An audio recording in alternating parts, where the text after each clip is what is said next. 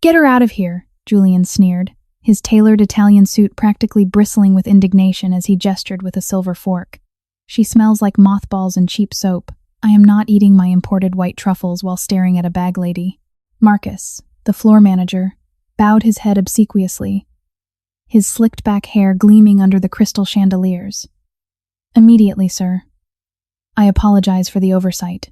He marched toward the fragile, gray-haired woman trembling in the corner booth, slamming his manicured hand onto her table. Ma'am, you need to leave. Now, you're disturbing our premium clientele. The elderly woman's eyes welled with tears, her trembling hands clutching a faded leather purse. She shrank back, utterly humiliated. Before Marcus could grab her frail arm, a tray crashed to the floor. Rachel, her apron stained with spilled wine, stepped between them. Don't you dare touch her. The evening had begun like any other at Le Bijou, a restaurant so profoundly draped in pretentious exclusivity that merely breathing the air inside felt like an act of financial indulgence. Rachel stood near the mahogany service station, her feet throbbing in sensible black shoes that offered no real protection against the unforgiving marble floors. She adjusted the starched white collar of her uniform, taking a deep, shuddering breath to calm the persistent anxiety that rattled in her chest. Rent was due in 4 days. Her younger sister's tuition installment was due in 6. Every single tip mattered tonight. Every smile had to be perfectly calibrated. Every pour of wine executed with the grace of a ballet dancer. Le Bijou was a fortress of glass, gold leaf, and velvet. The ceiling was dominated by a colossal crystal chandelier that fractured the warm light into thousands of glittering shards, casting a glamorous glow over the city's elite. Politicians, corporate titans, and inherited wealth mingled here, their voices a low, cultured hum over the soft strains of a live string quartet playing in the mezzanine. To Rachel, the restaurant was both a lifeline and a prison. She despised the groveling it required, the way she had to make herself small and invisible while pandering to the whims of people who wore watches that cost more than she would earn in a decade. Marcus, the floor manager, prowled the dining room like a shark in a tailored vest. He was a man whose entire self-worth was derived from the proximity to wealth. He wielded his minor authority with cruel precision, berating the staff for the slightest infractions. A water glass filled a millimeter too high, a breadcrumb left on a tablecloth for longer than 10 seconds. Rachel watched him berate a junior busboy by the kitchen doors, his voice a venomous hiss that made the young man shrink into himself. Rachel clenched her jaw, turning her gaze away. She couldn't afford to intervene. She couldn't afford to be noticed by Marcus tonight. She just needed to survive the shift. Then, the heavy brass-handled front doors pushed open, bringing with them a gust of cold, damp autumn wind. Rachel was closest to the host stand. She looked up, her practiced, polite smile freezing on her face. Standing in the foyer, blinking against the harsh brilliance of the chandelier, was an elderly woman who looked entirely, heartbreakingly out of place. She wore a faded, powder blue wool coat that had likely been fashionable 3 decades ago. The fabric was pilled and damp at the shoulders from the light rain outside. A simple, practical silk scarf was tied loosely around her neck, framing a face lined with deep, gentle wrinkles that spoke of a life lived fully, perhaps with its fair share of hardship. Her hands, liver-spotted and trembling slightly, clutched a worn leather handbag against her stomach as if it held her life savings. She looked around the opulent dining room not with awe, but with a quiet, nostalgic reverence. Marcus was instantly alert. He stopped mid-stride, his eyes narrowing as he spotted the woman. The look on his face was one of visceral disgust, as if a stray dog had wandered into his pristine sanctuary. He began to march toward the foyer, his posture rigid with impending aggression. Rachel moved on instinct. It was a stupid, reckless instinct, one born of the sudden, sharp memory of her own late grandmother, who had possessed the same fragile, lost expression in her final years. Before Marcus could reach the host stand, Rachel intercepted him, smoothly grabbing a pair of leather-bound menus. "I've got this table, Marcus," Rachel said softly but firmly, blocking his path just enough to make it seem accidental. Marcus paused, his upper lip curling. "Rachel, that is not a patron. That is a vagrant. Escort her out before she offends the regulars." "She's not a vagrant," Rachel countered, keeping her voice incredibly low. "She's just an old woman out of the rain. The corner booth by the kitchen is empty. No one wants it anyway because of the swinging doors. I'll put her there. She'll be invisible. I promise. Marcus looked at the woman, then at the empty corner booth, calculating the optics. The restaurant was only half full at this early hour. 1 hour, he hissed, pointing a manicured finger at Rachel's chest. If she orders just tap water, you throw her out. And if anyone complains, you're fired before the appetizers are cleared. Rachel nodded quickly, swallowing the lump of fear in her throat. She turned and approached the elderly woman, replacing her forced corporate smile with one of genuine warmth. Good evening, ma'am. Welcome to Le Bijou. Just one tonight? The woman looked up, her eyes a watery, pale blue. She seemed startled by the kindness in Rachel's voice. Oh. Yes, just me. It's very bright in here, isn't it? Her voice was a fragile whisper, carrying the slight tremor of age. It is, Rachel agreed gently, offering her arm. I have a lovely, quiet booth right over here where the light isn't so harsh. Would you like to follow me? Thank you, dear. That would be wonderful, the woman said, gratefully taking Rachel's arm. Her grip was incredibly light, feeling like a sparrow resting on Rachel's sleeve. As they walked through the dining room, Rachel felt the oppressive weight of stares. The wealthy patrons paused their conversations, their eyes sliding over the woman's worn coat and scuffed orthopedic shoes. Some turned away and feigned polite indifference. Others leaned in to whisper to their dining companions, their expressions twisted in condescending amusement. Rachel kept her chin high, trying to shield the woman from the silent judgment of the room. She guided her to the obscure corner booth, tucked away behind a large potted fern and the heavy oak doors of the kitchen. Here we are, Rachel said, pulling out the plush velvet chair. Can I take your coat, ma'am? No, thank you, the woman said, pulling the coat slightly tighter around herself. I get a chill quite easily these days. But thank you, dear. You are very kind. Rachel handed her a menu. My name is Rachel. I'll be taking care of you tonight. Please, take your time. The woman touched the heavy cardstock of the menu, tracing the embossed gold lettering. A soft, melancholic smile touched her lips. I haven't been here in... Oh, it must be 50 years. It looked different then, but the smell is the same. Butter and rosemary. She looked up at Rachel, her eyes shimmering with unshed tears. My husband brought me here the night he asked me to marry him. I wanted to sit here one last time, to remember. Rachel felt a sudden, sharp ache in her chest. The fear of Marcus, the anxiety about her rent, all of it momentarily dissolved, replaced by a profound wave of empathy. This woman wasn't a nuisance. She was a living, breathing testament to a love that had outlasted time. I'm so glad you came back, Rachel whispered, her voice thick with genuine emotion. Take as long as you need. I'll bring you some warm bread and butter right away. As Rachel walked back to the service station, she glanced across the room. The heavy brass doors were opening again, and this time, the atmosphere in the restaurant shifted dramatically. The air seemed to grow colder, charged with a sudden, obsequious energy. Julian had arrived. And with him, the storm was about to break. Julian did not merely walk into a room, he invaded it. He was a man in his late 40s who had inherited a vast real estate empire and believed that this stroke of genetic luck made him a god among mortals. He wore a bespoke charcoal suit that clung perfectly to his frame, a silk pocket square perfectly folded, and a heavy gold watch that caught the light of the chandelier like a beacon of arrogance. His face was sharp, handsome in a predatory way, but permanently soured by an expression of bored disdain. He was notorious among the staff at Le Bijou. He tipped lavishly, but only to those who humiliated themselves to his satisfaction. He demanded perfection, and his definition of perfection changed by the minute. Beside him was a young woman half his age, dripping in diamonds that looked too heavy for her slender neck, her eyes vacant and sweeping the room for cameras that weren't there.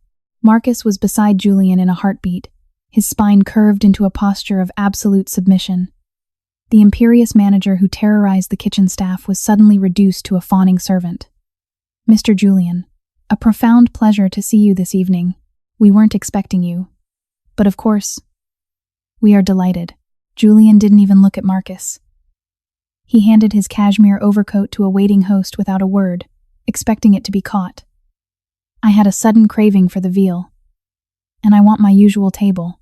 Marcus's polite smile froze, a bead of sweat instantly forming at his hairline. Rachel, watching from the service station with a tray of water glasses, felt her stomach plummet. Julian's usual table was not a designated VIP booth in the center of the room. Julian possessed a paranoid quirk. He hated having his back to the room, and he hated being too close to the noise of the string quartet. His preferred table, the only table he would ever accept, was the secluded, dimly lit corner booth by the kitchen, the exact booth where the elderly woman, Clara, was currently sitting, sipping a glass of warm water. "Sir," Marcus stammered, his voice dropping an octave in sheer panic. "I am so incredibly sorry. We did not know you were coming, and that specific table is currently occupied. I have the center alcove prepared. It offers a wonderful view of—" Julian finally looked at Marcus, his eyes dead and cold. "Did I stutter, Marcus? I said I want my table. I don't care who is sitting there. Move them." Marcus swallowed hard, his Adam's apple bobbing nervously. He turned his head, his gaze locking onto the corner booth. He saw Clara, pulling a small, frayed coin purse from her worn leather bag, carefully counting out quarters onto the pristine white tablecloth. The sight of the tarnished metal against the fine linen seemed to physically repulse Marcus. His panic evaporated, replaced by a rising tide of cruel indignation. He had specifically warned Rachel. Rachel saw Marcus's expression change. She abandoned her tray of water glasses and practically sprinted across the dining room floor. Her sensible shoes squeaking slightly against the marble, she intercepted Marcus just as he was bearing down on the corner booth. "Marcus, please," Rachel whispered frantically, stepping into his path. "I'll handle this. I'll offer her a complimentary dessert if she moves to the bar. Just give me 2 minutes." Marcus grabbed Rachel's upper arm, his fingers digging painfully into her flesh. "You will do no such thing," he hissed, his voice vibrating with rage. "I told you what would happen if she became a problem. Mr. Julian spends more in 1 week than you earn in 5 years. You put this garbage at his table, and now you can watch me take out the trash." He shoved Rachel aside with enough force that she stumbled, her hip colliding hard with the edge of a serving cart. Silverware clattered loudly, drawing the attention of several nearby tables. The soft hum of conversation in the restaurant began to die down, replaced by an uncomfortable, electric silence. Rachel recovered her balance, clutching her side, her heart hammering wildly against her ribs. She looked at Julian, who was standing a few feet away, watching the scene with an expression of mild, detached amusement, as if observing insects in a jar. His date was busy checking her reflection in a silver serving tray. Marcus reached the table. Clara looked up, her soft, nostalgic smile fading instantly at the sight of the manager's furious face. "Ma'am," Marcus said, his voice stripped of any customer service polish. It was loud, cutting through the quiet room like a serrated knife. "You need to vacate this table immediately." Clara blinked, clearly confused. She looked around the half-empty restaurant. I'm sorry, but there are so many empty tables. I just ordered some tea and bread. This is a premium establishment, not a soup kitchen." Marcus sneered, leaning over the table so his face was inches from hers. "You are occupying a reserved VIP table. You cannot afford to sit here. You cannot afford to breathe the air in here. Now gather your loose change and get out before I have security throw you onto the pavement." The cruelty in his words was entirely unnecessary, a deliberate performance meant to appease Julian, who was now chuckling softly from the sidelines. Clara's face crumpled. The quiet dignity she had possessed moments before shattered. Her trembling hands scrambled to pick up the quarters she had laid out on the table. In her panic, her frail fingers slipped. The coins cascaded off the edge of the table, hitting the marble floor with loud, sharp clinks that echoed through the dead, silent dining room. They rolled in every direction, small, pathetic sounds of poverty invading the sanctuary of wealth. Clara gasped, a pathetic sound of profound humiliation. She pushed herself out of the booth, dropping to her hands and knees onto the floor, trying desperately to gather the rolling coins. "I'm sorry," she wept softly, her voice cracking. "I'm so sorry. I'll go. I just need to get my money." A woman at the next table, wearing a dress that glittered with sequins, let out a loud, theatrical sigh. "Honestly," she whispered to her companion, though loud enough for the room to hear, "it's disgusting. They let anyone in these days. Julian stepped forward, looking down at Clara as she crawled near his polished leather shoes. He nudged one of her quarters away with the toe of his shoe, sending it spinning out of her reach. "Hurry it up, old woman." He sneered. "You're ruining my appetite." "You smell like a wet dog." Rachel stood paralyzed for a fraction of a second. She saw her impending eviction notice. She saw her sister crying over the unpaid school bill. She saw the terrifying void of unemployment. But then she looked at Clara. She saw the old woman on her knees, weeping, frantically trying to gather pennies and quarters, while a room full of millionaires watched her as if she were a piece of rotting meat. She saw the absolute stripping of human dignity. Something inside Rachel snapped. The fear vanished, replaced by a blinding, white-hot fury. The rules of Le Bijou, the authority of Marcus, the wealth of Julian, none of it mattered anymore. There was only right and wrong, and what was happening was a profound, unforgivable wrong. Rachel took a breath, stepped forward, and shattered the silence. The clinking of the dropped coins had ceased. But the heavy, oppressive silence that followed was far worse. It was the silence of a collective audience watching a tragedy unfold and doing absolutely nothing to stop it. Clara was still on the floor, her frail shoulders shaking beneath the damp wool of her old coat. She had managed to retrieve 3 quarters, clutching them in a fist so tight her knuckles were white. Marcus stood over her, his hands on his hips, his chest puffed out like a proud rooster. He looked back at Julian, seeking approval, and found it in the wealthy man's smirk. "Leave the rest of the garbage on the floor and get up," Marcus barked, kicking a nickel under the nearby serving station. "You're creating a hazard. I'm calling security." He reached out, grabbing the collar of Clara's coat, intending to haul her to her feet by force. Clara cried out, a thin, reedy sound of terror, as the rough pull strained against her fragile neck. "Get your hands off her." The voice rang out with such shocking ferocity that several patrons physically jumped. It didn't sound like a waitress. It sounded like a lioness defending her cub. Rachel crossed the distance between them in 3 long strides. She didn't think. She just moved. She slapped Marcus's hand away from Clara's coat with a resounding smack that echoed off the crystal chandelier. The physical contact was an ultimate taboo, a breach of every protocol written in the employee handbook. Marcus stumbled back, clutching his wrist, his eyes wide with absolute shock. "Are you insane?" he spat, his face turning an apoplectic shade of purple. "You're fired. You're done. You will never work in this city again, you stupid." "Shut up," Rachel hissed. Her voice was lower now, deadly quiet and vibrating with rage. She stepped in front of Clara, using her own body as a shield between the elderly woman and the manager. "You are a pathetic, cowardly bully." She wasn't bothering anyone. She was sitting quietly. "You humiliated her just to stroke the ego of a man who doesn't even know your last name." She turned her fierce glare toward Julian. The billionaire looked momentarily taken aback, his smirk faltering as he met Rachel's blazing eyes. "And you," Rachel said, her voice dripping with disgust. "You have more money than God. And you use it to mock an old woman picking up quarters off the floor. Your suit might cost 10 grand, but underneath it, you are absolute trash." A collective gasp rippled through the dining room. Julian's face hardened into a mask of pure venom. "Do you know who I am, you little nobody?" he threatened, taking a step toward her. "I know exactly what you are," Rachel fired back, not retreating an inch. "And I don't care." She turned her back on both men, ignoring the furious sputtering of Marcus as he screamed for security over his radio earpiece. Rachel dropped to her knees beside Clara. The elderly woman was still weeping, her hands shaking violently. "It's okay," Rachel whispered, her voice instantly transforming from fierce to incredibly tender. "It's over. I've got you." "I'm so sorry, dear," Clara sobbed, looking at Rachel with heartbroken eyes. "I got you in trouble. You lost your job because of me. I just wanted a cup of tea."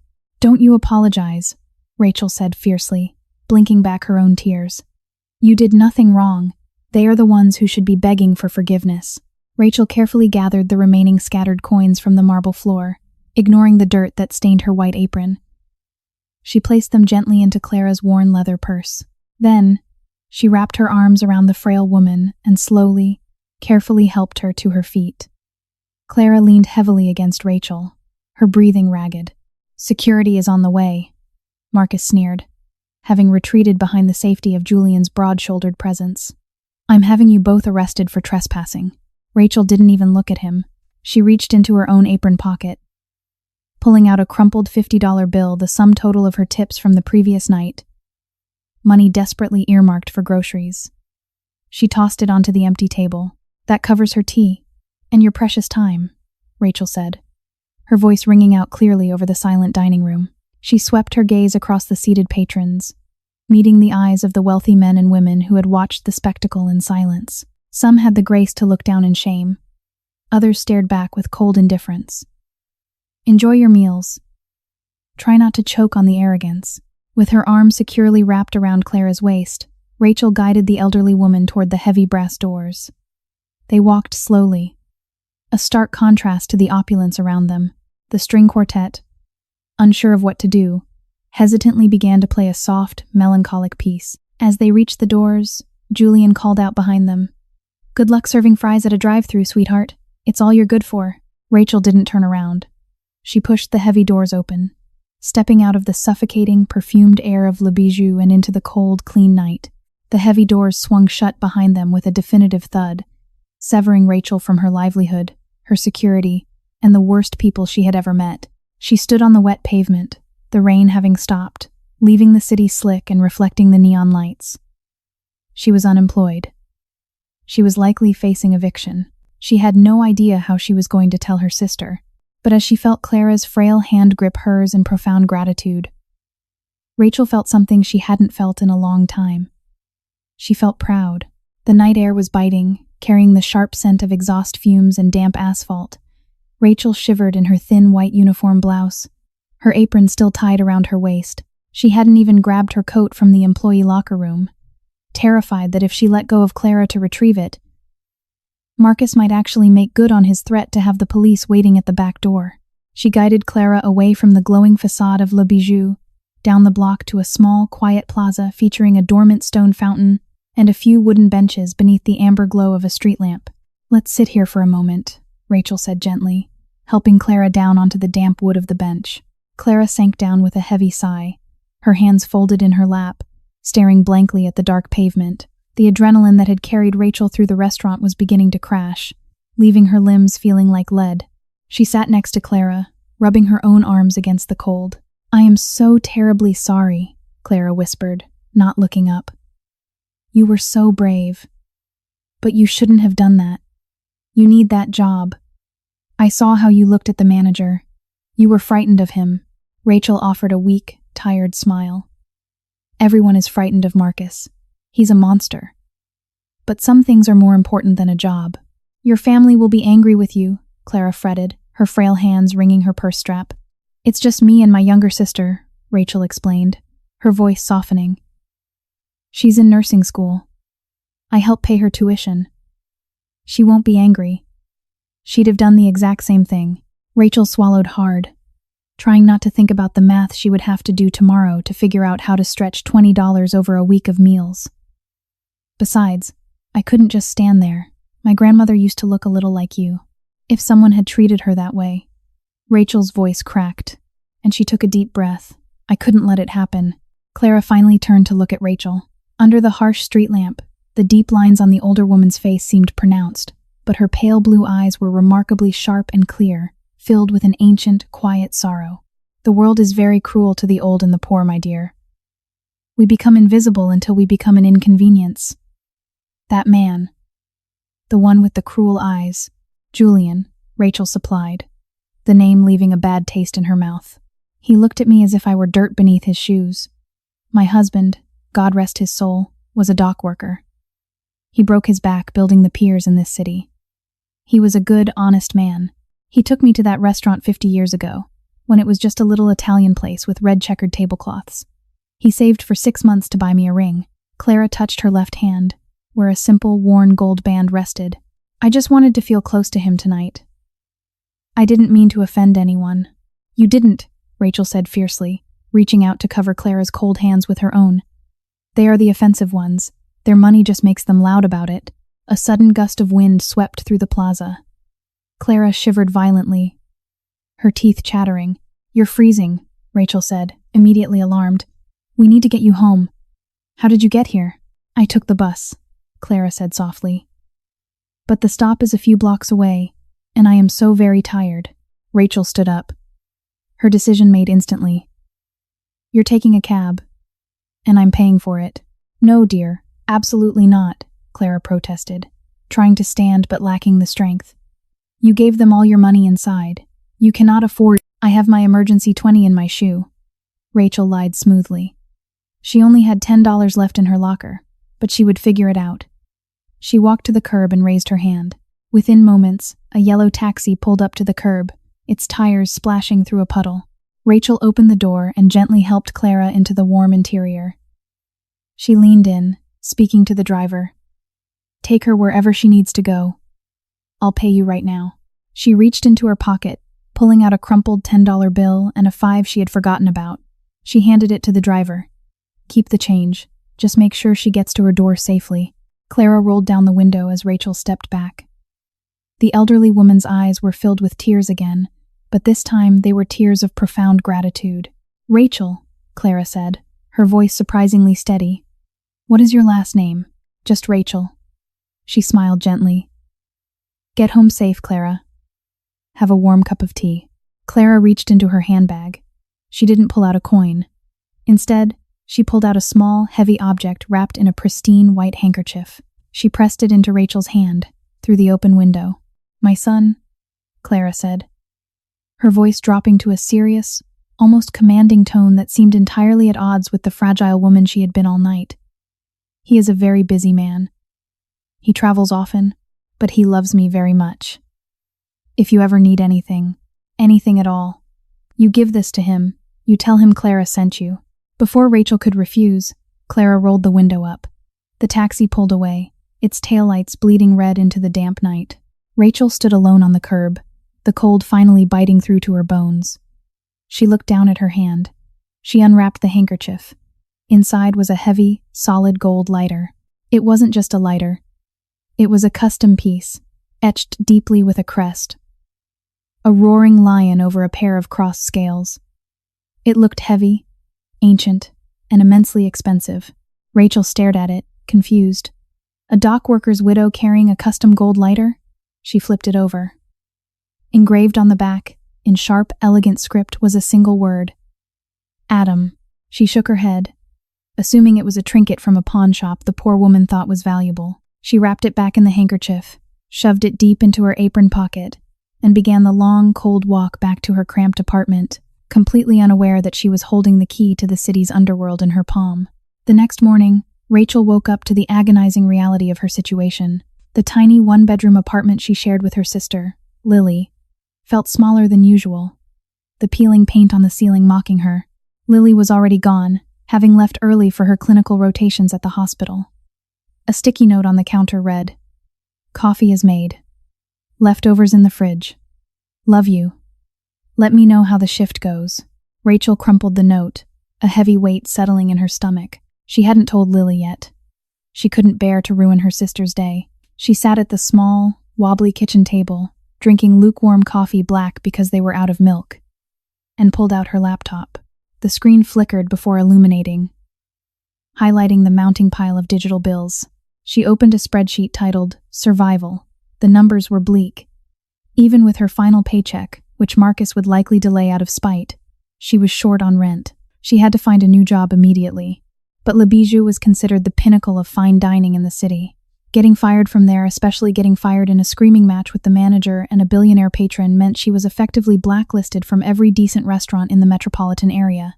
The hospitality industry was a small, gossipy world. Marcus would make sure her reputation was destroyed before lunch. She spent the next 6 hours applying for everything she could find: fast food drive-thrus, night shift janitorial work, retail stockrooms. Her pride, which had burned so fiercely the night before, was a cold, useless ash now. Around 3 in the afternoon, exhaustion overtook her panic. She lay down on her narrow bed, staring at the ceiling. She reached into her pocket and pulled out the handkerchief Clara had given her. She unwrapped the heavy gold lighter. It was beautiful. Undeniably real gold. She traced the engraved lion and the name Adam. For a fleeting second, she wondered if she should pawn it. It could probably cover rent. But the thought made her feel physically ill. That frail woman had given it to her as a token of protection. A cherished item. Selling it felt like betraying the only good thing she had done in months. She placed it carefully on her nightstand and closed her eyes, seeking the temporary oblivion of sleep. Miles away, in a penthouse office that overlooked the city like a predatory bird's nest, the atmosphere was thick with a very different kind of tension. The room was vast, minimalist, and deeply intimidating. Floor-to-ceiling windows offered a panoramic view of the skyline, but the man standing by the glass wasn't looking at the view. He was looking at a man kneeling on the imported Persian rug, bleeding from a split lip. Adam was not a man who shouted. He didn't need to. His power was a quiet, suffocating presence that filled the room. He wore a dark, bespoke suit with no tie, his collar open, revealing a faint scar trailing up his neck. He was striking, with sharp, aristocratic features. But his eyes were flat, dark, and devoid of warmth. He controlled the docks, the underground casinos, and a vast network of illicit trade that ran beneath the city's glittering surface like veins of black oil. He was feared by politicians and criminals alike. "I asked you a simple question, Elias," Adam said, his voice barely above a whisper. He didn't turn around from the window. "Where were you last night between the hours of 7 and 9? Elias, one of his mid-level enforcers, swallowed hard, tasting blood. I had to step away, boss. Just for an hour. A personal matter." Adam slowly turned. The movement was fluid, lethal. "A personal matter. While you were assigned to watch my mother's house, to ensure she didn't wander off, as her memory sometimes prompts her to do. I secured the perimeter." Elias pleaded, his hands shaking. "She was asleep. I swear it. I only left for an hour." Adam walked over to a heavy oak desk and poured 2 fingers of amber liquid into a crystal glass. He took a slow sip. "My mother," he began, his tone conversational, though the air in the room grew noticeably colder, was found by a taxi driver at 10 o'clock last night, standing on a curb in the rain, 2 miles from her home. Elias turned entirely pale. "Boss, Quiet." Adam raised a hand. "She was brought home. She was confused. She was crying. She told my housekeeper a story about a restaurant, about a manager who screamed at her, about a man who threw her money on the floor and laughed while she crawled for it. The silence that followed was absolute. Even the sound of the city traffic below seemed muffled." Adam walked over to Elias. He didn't raise his hand. He simply crouched down so they were eye to eye. "My mother is the only pure thing I have left in this filthy world," Adam whispered, his eyes locking onto the terrified enforcer. "I have killed men for speaking her name with disrespect, and last night, a group of empty suits in a fancy dining room treated her like an animal while you were handling a personal matter." Adam stood up, straightening his cuffs. "Take him downstairs." He ordered 2 massive men standing like statues by the door. "Make sure he understands the concept of duty." As Elias was dragged out, begging for mercy, Adam turned to his right-hand man, a scarred, silent giant named Victor. "Did you get the name of the place?" Adam asked, his voice now devoid of any emotion, cold and businesslike. "Le Bijou," Victor grumbled, his voice like grinding stones. "Owned by a corporate group. The manager on duty was a guy named Marcus.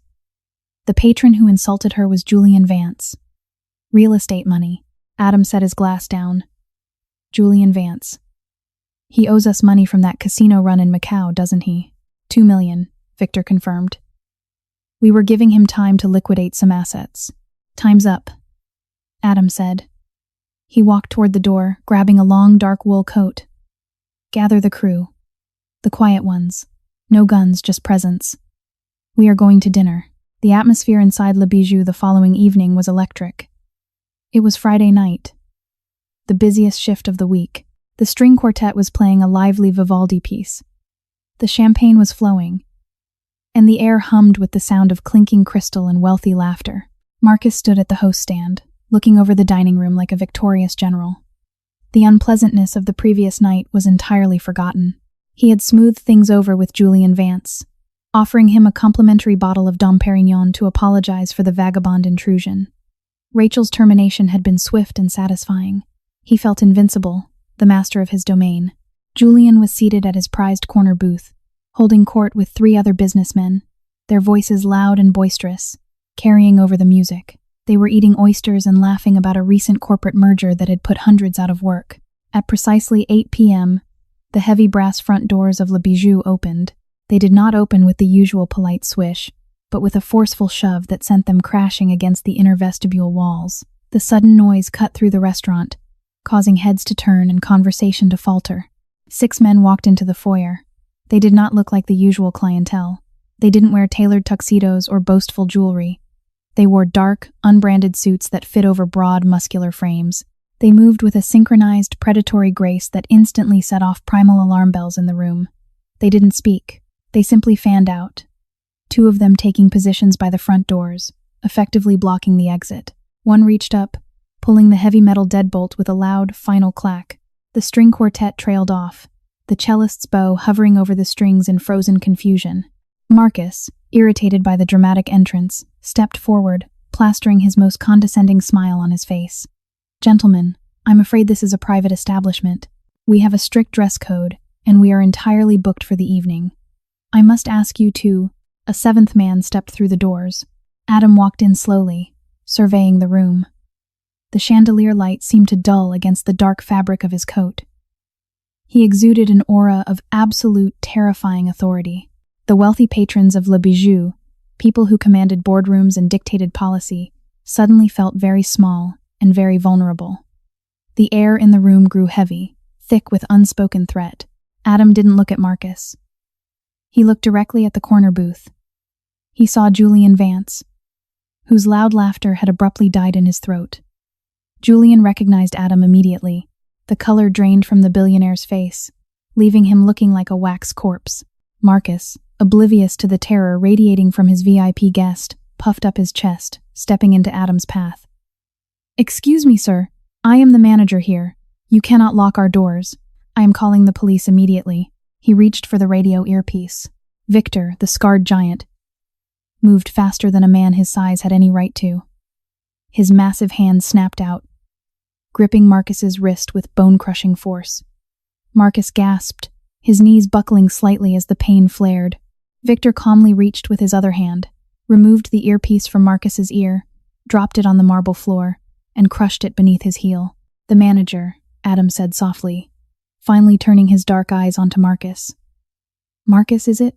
"Yes," Marcus wheezed, staring at Victor's massive hand, terrified his wrist was about to snap. "What do you want? Money? The safe is in the back." Adam smiled. It was a terrifying expression, entirely devoid of joy. "I don't need your money, Marcus. I own the bank that holds your mortgage. I own the corporate group that leases this building. I am here for a different kind of accounting." Adam gestured slightly with his chin. Victor released Marcus, giving him a hard shove that sent the manager stumbling backward into a dessert cart. A silver tray of pastries crashed to the floor, breaking the paralyzing silence of the room. A few women gasped. Adam began to walk slowly through the dining room. The patrons shrank back into their velvet booths as he passed. He didn't look at them. He walked purposefully toward the corner booth by the kitchen. Julian Vance was trying to stand up, his hands shaking so violently he knocked over his wine glass. The red liquid bled across the white tablecloth like a fresh wound. "Adam," Julian stammered, his voice high and thin, stripped of all its usual arrogance. "Adam, listen. Whatever this is about, the debt, I have the money. I can wire it right now. 2 million. Plus interest. Whatever you want." Adam stopped at the edge of the table. He looked down at Julian, his expression one of profound disgust. 2 million is nothing to me, Julian. You know that. Adam looked around the table, at the pristine tablecloth, the delicate crystal, the polished silverware. His eyes grew dark, haunted by an image he hadn't seen but had felt in his very soul. "Last night," Adam said, his voice carrying perfectly through the dead, silent restaurant. "An elderly woman sat at this table. She was wearing a blue coat. She ordered tea. Marcus, still clutching his wrist near the center of the room, felt his blood run cold. A sickening realization began to dawn on him. She dropped some change on the floor, Adam continued, his voice dropping to a terrifying, quiet rasp. He stepped closer to Julian, leaning down until they were eye to eye. You laughed at her. You told her she smelled like a wet dog. You kicked her money away while she was on her hands and knees. Julian's breath hitched. He looked frantically at Marcus, then back to Adam. She was a vagrant. Adam! I didn't know. I didn't know who she was. Adam's hand shot out with blinding speed. He didn't hit Julian. He simply grabbed the lapels of the man's $10,000 bespoke suit, lifting Julian half out of his chair. She is my mother, Adam whispered. The words echoed through the silent restaurant. A collective shudder passed through the room. Marcus, standing by the ruined dessert cart, let out a pathetic whimper, his legs finally giving out. He collapsed to his knees on the marble floor. He had humiliated the mother of the most dangerous man in the city. He was a dead man. The silence that followed Adam's revelation was suffocating. It was the heavy, breathless quiet of a room full of people waiting for a bomb to detonate. Julian hung suspended from Adam's grip, his expensive suit bunching around his neck, his toes barely brushing the plush carpet. The billionaire's face was a mask of pure, unadulterated terror. Tears of panic sprang to his eyes, ruining his carefully curated image of power. Adam, please, Julian begged, his voice cracking into a high-pitched whine. I swear to God I didn't know. If I had known, I would have paid for her meal. I would have given her my table. Please, I'll do anything. I'll give you double the debt. 4 million. Right now. Adam stared at him, his dark eyes unblinking, cold as an abyss. He slowly lowered Julian back into his chair, smoothing the man's lapels with an eerie, terrifying gentleness. You misunderstand the situation, Julian, Adam said smoothly. This is not a negotiation. You cannot buy your way out of character. You showed me exactly who you are when you thought no one with power was watching. Adam turned slightly, addressing the terrified dining room without raising his voice.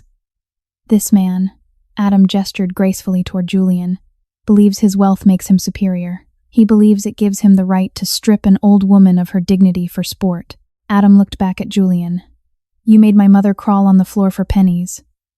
You laughed at her humiliation. Adam snapped his fingers. 2 of his men stepped forward immediately. They didn't draw weapons. They simply took up positions flanking Julian's chair. Empty your pockets, Julian, Adam commanded. What? Julian whimpered. Empty them. Trembling, Julian reached into his trousers. He pulled out a sleek platinum money clip thick with $100 bills, a heavy set of keys to a luxury sports car, and a custom gold smartphone.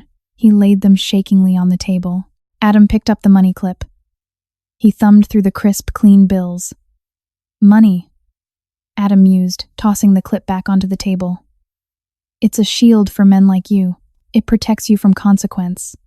He looked at Victor. Call Julian's board of directors. Release the files we have on his offshore embezzlement. By tomorrow morning, his company will be in receivership. Freeze his accounts, Julian gasped, clutching his chest as if he'd been shot. No, you can't do that. You'll ruin me. I'll go to prison. You will go to a federal facility where your tailored suits will not protect you, Adam agreed coldly. But that is tomorrow. Tonight, we deal with the present. Adam reached into his own pocket and pulled out a handful of loose change pennies, nickels, and dimes. He held his hand over the table and let the coins fall. They clattered loudly against the crystal glasses and fine china, rolling off the edge of the table and onto the floor. Pick them up, Adam said. Julian stared at the floor, then at Adam, his mind refusing to process the command. What? Adam leaned in close. Get on your hands and knees, Julian, and pick up every single coin. If you miss one, my men will break your jaw. The billionaire hesitated, looking at his wealthy peers sitting frozen in the surrounding booths. The humiliation was absolute, but the men flanking him stepped closer, the threat of brutal violence radiating from them. Whimpering, Julian slid out of his chair. The man who had sneered at Clara 24 hours ago now dropped to his hands and knees in his bespoke suit, crawling on the carpet, frantically searching for pennies beneath the table. Adam didn't watch him. He turned his attention to the center of the room, where Marcus was still kneeling on the marble floor, trembling so hard his teeth were audibly clicking together. Adam walked slowly toward the manager, his footsteps echoing ominously. Marcus pressed his forehead to the cold floor, adopting a posture of absolute submission. Please, Marcus sobbed, the sound pathetic and wet. Please, sir. I was just doing my job. Mr. Vance demanded the table. I was just trying to protect the restaurant's reputation. I didn't know who she was. That is exactly the point, Adam said, stopping in front of the kneeling manager. You didn't know who she was. You thought she was nobody. You thought she was weak, and because she was weak, you threw her out into the cold. Adam crouched down, forcing Marcus to look up at him. The manager's face was streaked with tears and sweat. You are a coward, Marcus, Adam whispered, his voice carrying a lethal stillness. You punch down. You abuse the staff you manage, and you grovel to men like Julian. You have no honor. I'm sorry, Marcus choked out. I'll resign. I'll leave the city. I'll never work in a restaurant again.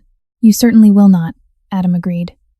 Because as of 5 minutes ago, I own this restaurant. I purchased the holding group. I am your employer. Marcus's eyes widened in sheer, absolute despair. You are fired, Marcus, Adam said simply.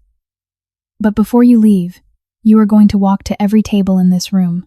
You are going to look these people in the eye. And you are going to tell them that you are a coward who bullies the elderly. You will do it loudly. And then, you will walk out the back door. And you will never set foot in my city again. Marcus nodded frantically, scrambling to his feet. He was a broken man.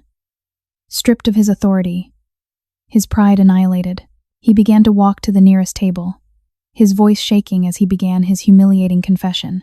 Adam stood up, watching the scene with cold satisfaction. He had balanced the scales.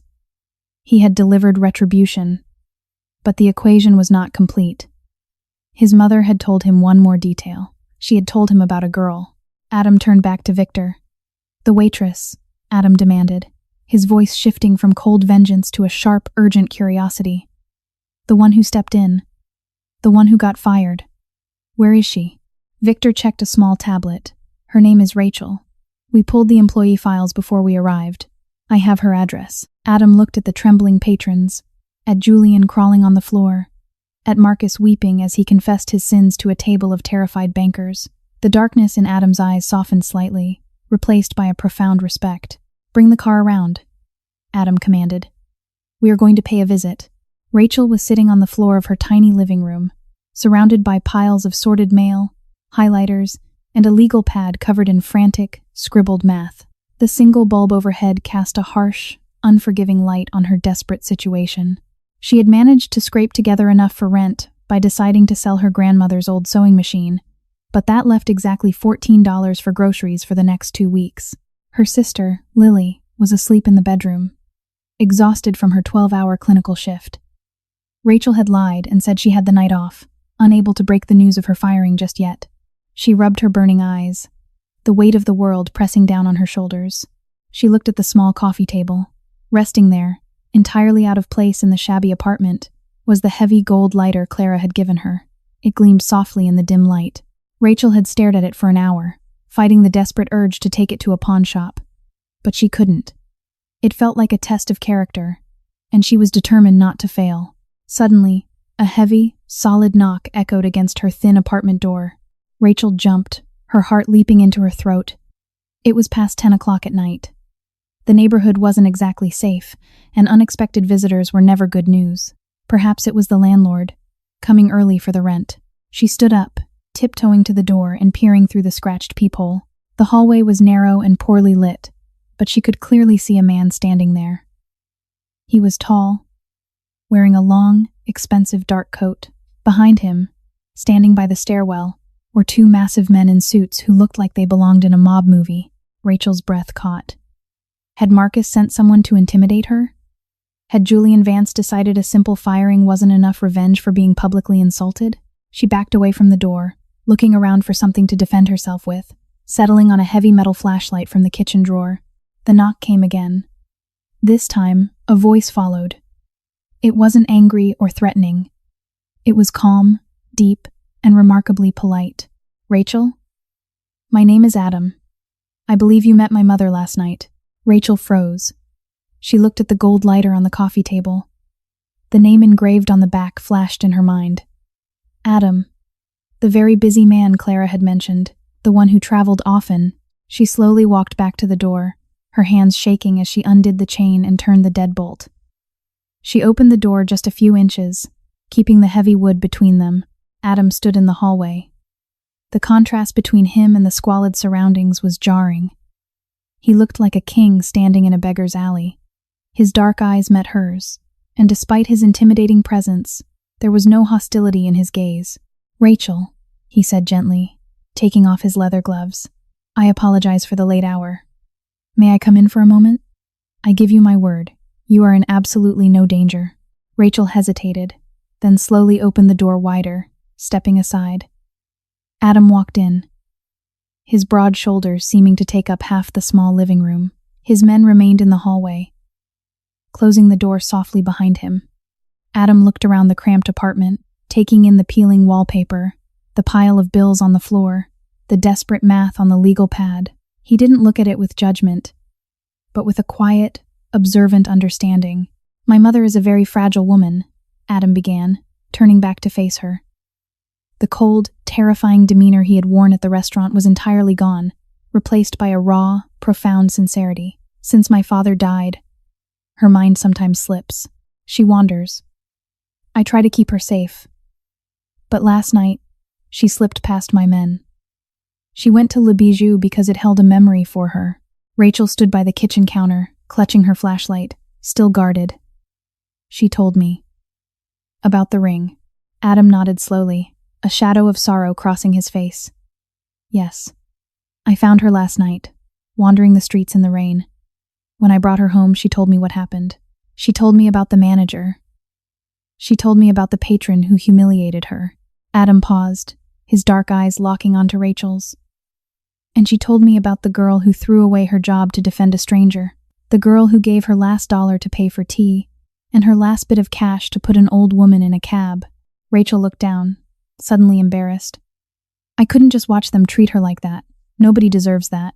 "No," Adam agreed softly. "They don't." He reached into his coat pocket.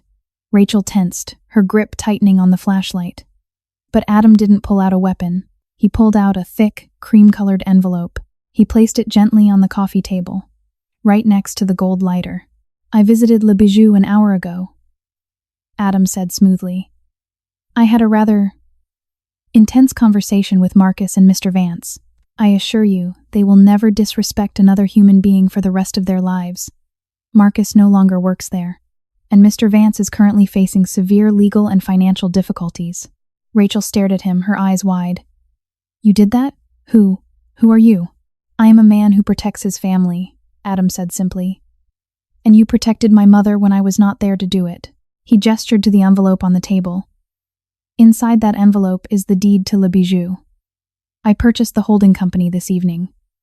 The restaurant is now entirely mine." Rachel stopped breathing. Her mind scrambled to comprehend what he was saying. I don't understand." Adam took a step closer, his voice filled with a quiet, unshakable respect. "I fired the management staff. The restaurant currently has no general manager. I need someone to run it, someone who understands true hospitality, someone who understands that dignity is not dictated by the price of a patron's suit." Rachel let out a shaky breath, a nervous laugh escaping her lips. "You want me to manage Le Bijou? I was a waitress. I don't know how to run a multi-million-dollar restaurant." "You know how to treat people," Adam corrected her. "The business aspect can be taught. I have accountants and chefs for the details. What I need is a leader with a spine of steel and a heart of gold. You have both." Adam looked at the gold lighter on the table. "My mother gave you that. It is a marker of absolute protection in my world. But I want to give you something better. I want to give you security in your own world." He tapped the envelope. "The job is yours, Rachel. The salary is 6 figures, full benefits. Your sister's nursing school will be paid for in full, completely anonymously, through a foundation I control." Tears, hot and fast, suddenly spilled down Rachel's cheeks. The sheer magnitude of the offer, the sudden, violent swing from absolute despair to unimaginable salvation, broke through her defenses. She covered her mouth with her hand, a sob tearing through her chest. "Why?" she managed to whisper. "Why are you doing this?" Adam smiled, a genuine, warm expression that finally reached his eyes. Because in a world full of cowards and bullies, you chose to be a shield. You gave up everything for a woman you didn't know. Kindness like that is rare, Rachel. And in my family, a debt of honor is always paid. Adam turned toward the door. Take the weekend. Get some rest. Be at the restaurant on Monday at 9 a.m. The staff will be waiting for their new boss. He opened the door, stepping back out into the dimly lit hallway. He paused, looking back at her one last time. Thank you, Rachel. From the bottom of my heart. You saved her. The door closed softly with a click. Rachel stood alone in the quiet apartment. She slowly walked over to the coffee table. She picked up the thick envelope, her hands trembling. She opened it. Inside were official legal documents naming her the general manager of Le Bijou, along with a certified cashier's check for $50,000. Noted simply as a signing bonus. She looked at the gold lighter, the name Adam gleaming in the light. She picked it up, feeling its heavy, solid weight. 2 days ago, she was an invisible servant, terrified of her own shadow, bowing to the cruel whims of the wealthy. Tonight, she was the master of the house. Rachel sank onto the faded sofa, clutching the envelope to her chest. She closed her eyes, the tears flowing freely now, washing away the fear and the exhaustion. In the quiet dark of her apartment, she finally allowed herself to believe that sometimes, just sometimes, doing the right thing could change your life forever. Rachel's choice to stand up for a vulnerable stranger cost her everything in the moment, but it ultimately brought her unimaginable reward. True power is not found in wealth, arrogance, or the ability to humiliate others. True power is found in the courage to protect those who cannot protect themselves, even when the personal cost is high. Adam, a man of darkness, recognized the blinding light of Rachel's integrity, proving that kindness is never wasted and honor is recognized across all walks of life. We are defined not by how we treat the powerful, but by how we treat the powerless.